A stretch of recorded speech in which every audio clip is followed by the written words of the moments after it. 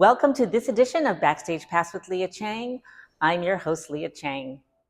On this edition of Backstage Pass with Lia Chang, I'm taking you inside the opening night reception of the exhibition Legacies, Asian American Art Movements in New York City, spanning 1969 to 2001, which is currently on view at 80 Washington Square East through December 20th. The exhibition is an expansive survey of rarely seen artwork and archival material by artists that constitute and exceed Asian American, a label denoting a cultural and national identity invented in 1968. Presenting over 90 artists and collectives, Legacies is the first institutional survey exhibition focusing on artists of Asian descent who were based in New York City and was organized by Howie Chen, Curator at 80 Washington Square East, Jayne Cole Southard, and Christina Huang. I caught up with a few of the artists at the opening reception. So I had many different roles at Basement Workshop, but my brother Philip, who I lived with here in New York, I came here on the Sunday after Thanksgiving in 1976. Okay. And he said, you need to go to this place. There's so many Asians, so many hip Asians. So we went there, and it's the opening night of 199 Lafayette. And so these people and I came here to have an art career, visual arts career. So a lot of the people that are here right now are people that I first walked off the elevator and met. And how old were you then? 30, 31. Okay. And so and I came directly from college in Olympia, and I stayed at Basement for about 6 years, and I started a visual arts gallery. So a lot of the artists that are here are artists that I curated in shows. What does it mean for you to revisit all of this work this many years later, but to be with the artists that you were with so many years ago? Well, it's very expansive because Basement was the first multidisciplinary arts organization for Asian Americans specifically. And then the Asian American Art Center grew out of Basement. I tell anybody who listens on my staff that everything comes from Basement. So even like All Deaf and AFI and even the Arts Alliance, they all come from Basement. Mm-hmm. And so it's great to see, how people grow and how people expand. And so and that, people are still around, they're still kicking. This is a brochure that we did for a traveling exhibit on Chinese American pioneers. And so this was a 40-foot mural that we painted on linen, and the original is lost. So I've been trying to find the original for like years and years. Nobody knows where it was. And so I found this at the Museum of Chinese American. Well, I was very impressed. We're going to shift gears a little bit to the other place that you spend most of your time, Asian Cinevision, and what a really wonderfully successful curation of films that were part of the Asian American International Film Festival this summer. Which were your favorite films? This year we did a retrospective program. Hailey Kong, who works with the Think Chinatown group, she was looking through old publications, back in the 70s, and she saw these experimental video pieces. Oh, okay. And so she says, do you have these in your archives? Because we have extensive archives over here at NYU. And I said, you really have to look because, we have 2,500 hours of videotape. And she says, do you have any emails for these artists? I said, darling, there are no emails back in the 70s. And you really have to look. Yeah. And so she found like Danny Young and Easy Takamura. Like she found them on the internet. And she wrote them and said, we want to show your film. Wow. And so they had, and of course... And they gave consent. Yeah, so a lot of the films they still were in film form. And they're in, somewhere in storage. And it's expensive to transfer over? Well, that was part of the challenge in that we had to digitize them. So that's why I'm really close to that program. Okay. Well, thank you so much, Sean. I really appreciate it. Well, I really appreciate your coverage of not only this, but of all Asian American culture. And thank you, my dear. Nice to see you. Legacies also constellates 3 key artist collectives and organizations: Godzilla Asian American Art Network, The Basement Workshop, and Asian American Art Center. All 3 organizations were artistic, social, and political hubs for diasporic Asian artists in New York that intersected with other marginalized communities.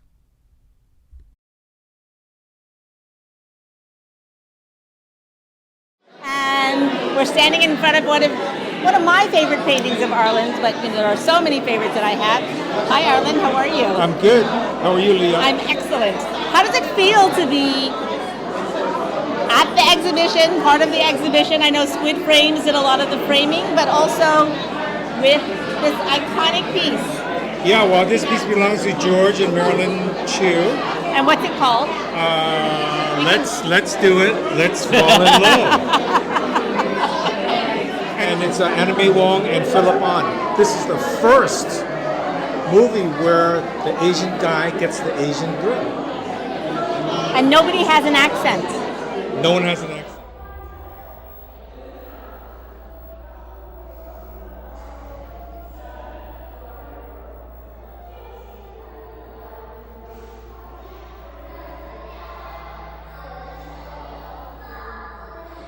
This is sort of like the first piece that was dealing with Orientalism, and I tried to turn it on its head. And instead of Orientalism giving me a stereotype, I wanted to give them a stereotype. Right. And let them deal with this. So what is it called? This is called shark fin tong parts. Tong in Cantonese can mean sugar, it can mean soup, it can mean club, right? Organization. Right.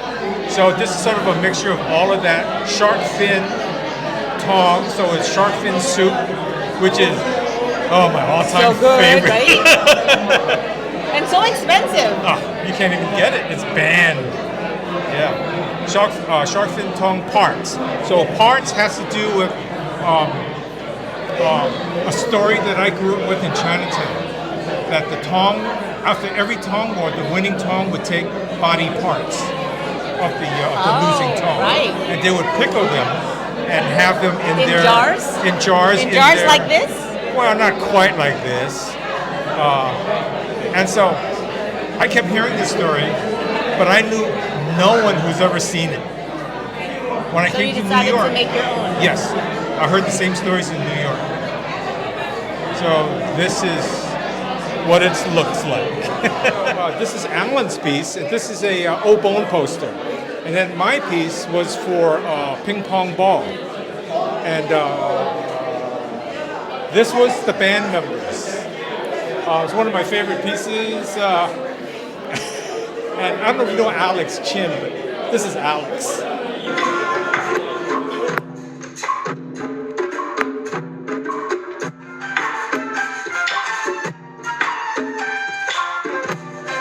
Here with Jessica Hagedorn and Helen Oji, 2 multi-hyphenate artists, and we are here at the Legacies opening exhibition. And can you tell me about these photos?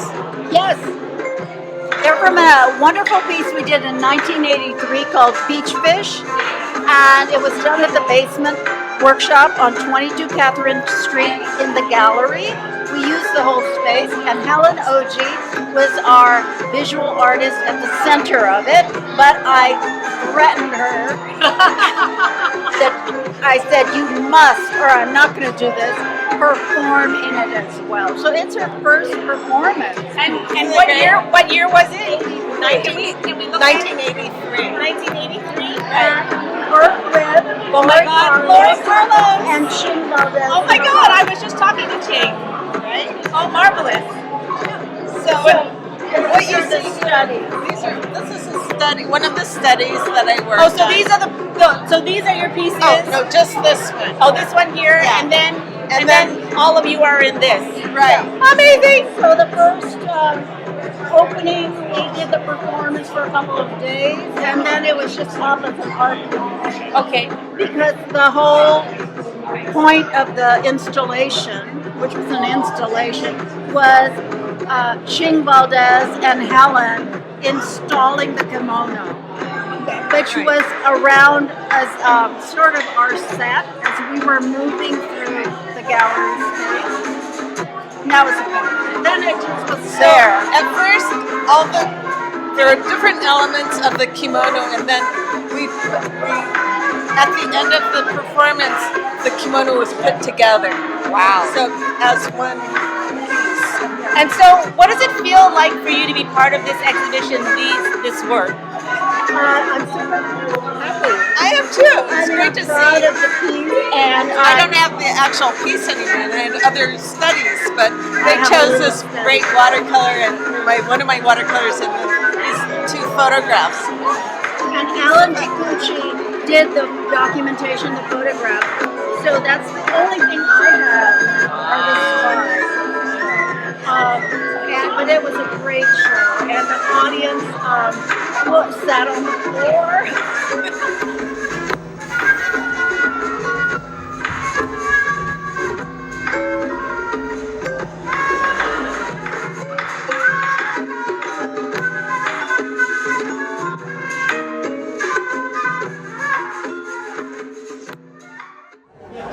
This is my installation, a facility for the channeling of undesirable elements, which launched my Undesirable Elements series in 1992.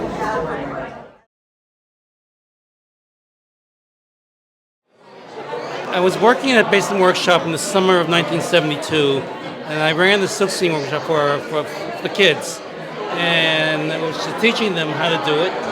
And I thought I would kill two birds with one stone. We were having a series of concerts, and I thought I would just combine two things in one, and taught the kids how to make it to silkscreen, and announce the concert. Right. And so, how many years did you create with Basement Workshop?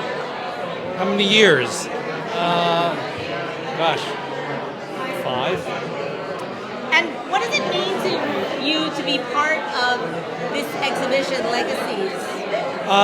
Well, it's certainly an honor and a privilege to be part of Asian American history. And I was very surprised. Never thought this would happen. I was very glad I kept a couple of pieces all these years. And of the other pieces in the exhibition, what has struck a chord for you? Was what? Of all the other pieces in the exhibition, what has struck a chord for you? First of all, there's a lot of people here. Yeah. And a lot of artwork. Well, what struck a chord was all the pieces from people I've known, and that we're all in this as a group together as part of Asian American history. Right. And it's so exciting to see so many young people here too. Yes, Right? very exciting. It adds to the legacy factor, Yes, and that's a part of my honor and inspiring excitement. a new generation. Yes. My name is Henry Chang, and this is a poem that I wrote for Yellow Pearl in 1970, and it's called Mott Street Canticles or Saturday Night Chinatown Blues. And it's a limerick that goes, I was trucking down the street on a Saturday night, thinking about my woman, feeling tight. You see, I knew she wouldn't be true. Had me a case of the Chinatown blues. Token in time to baby James, playing ball with a bunch of lames, thinking that the night would soon be cool, caught me a case of the Chinatown blues. Digging on wontons and chicken feet soup, watching sweet ladies pushing their poop, watching old Chinamen turn into fools, caught me a case of the Chinatown blues. Meaning to go uptown, have me a time, or stay in my room and write me a rhyme. Parents playing mahjong all night through, threw me a case of the Chinatown blues. I walked to the ferry, kinda slow, freaked on the seagulls to and fro, wound up in the pool room shooting pool. I just couldn't shake the Chinatown blues. I was Henri then, and I'm back to Henry now.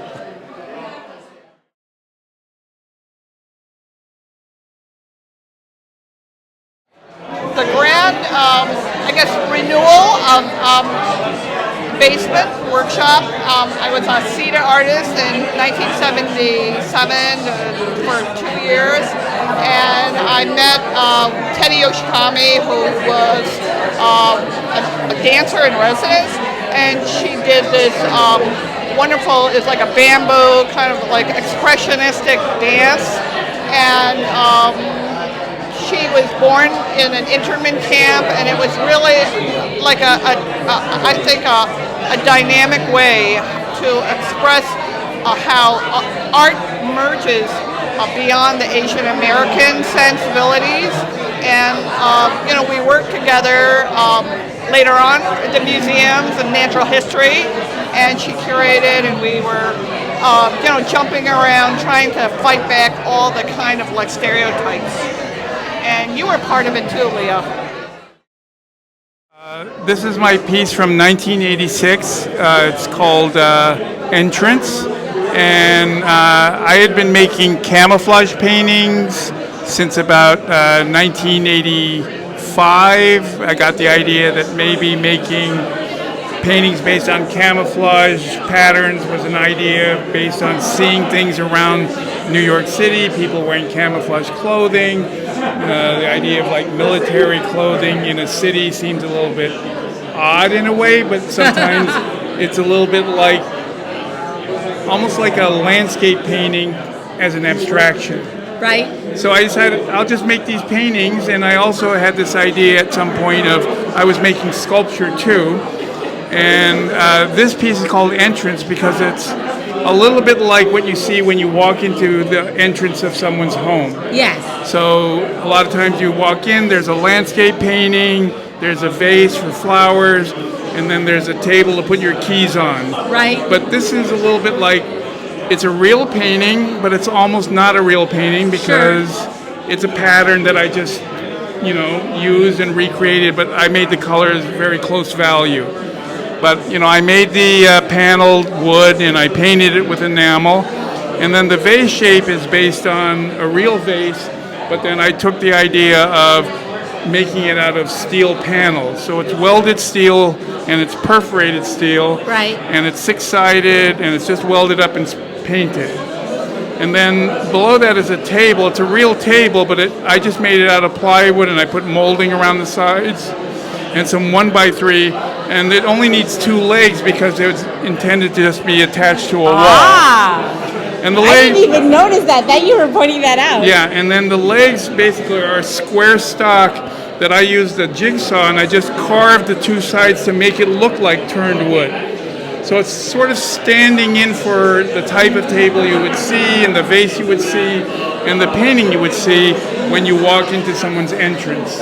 So what does it mean for you to be part of this Legacies exhibition here at NYU? Well, I think this exhibition's really it's important documentation of work and people who are involved, over this, really 30-year period. And I was talking to someone earlier and saying there's not a lot of real documentation. This is like the first documentation of a show. A show that is documentation. But I think the real documentation is the work that was made in exhibitions over this 30-year period. And there's not a lot of, I think, actual records of, shows that were at Henry Street Settlement, shows that were at CUNY Graduate Center. There were a lot of exhibitions that took place. My friend Yang Soon Min curated a show at Henry Street Settlement. And a lot of people were involved in sort of like this whole network of people that were all engaged in making work all over that period. And now this is sort of like a historical exhibition, but the real documentation almost doesn't exist. Right.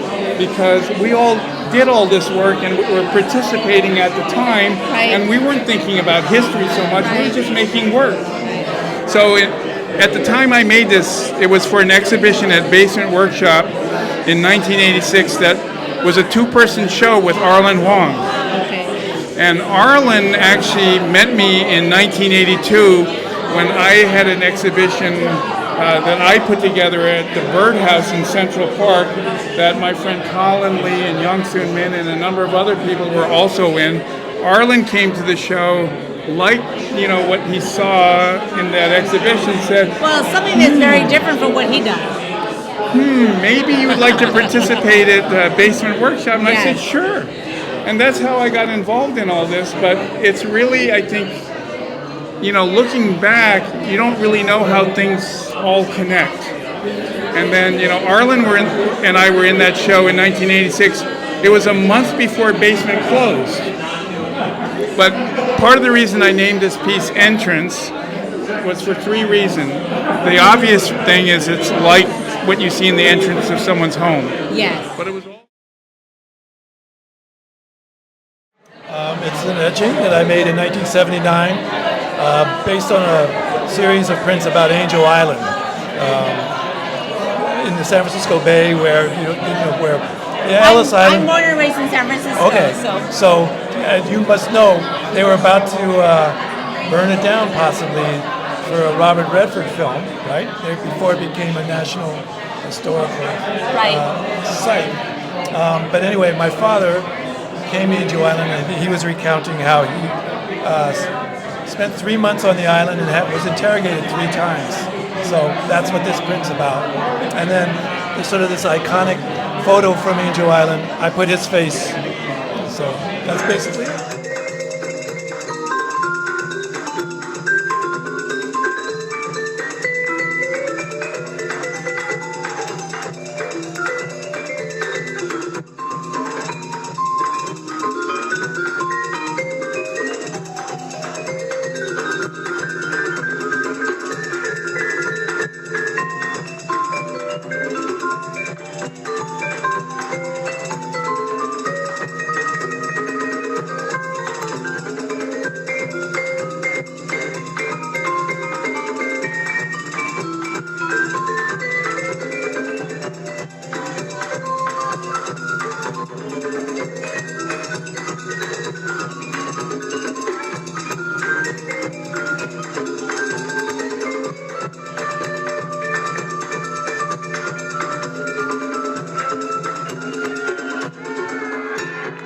Thank you for joining me for this edition of Backstage Pass with Lia Chang. Until next time.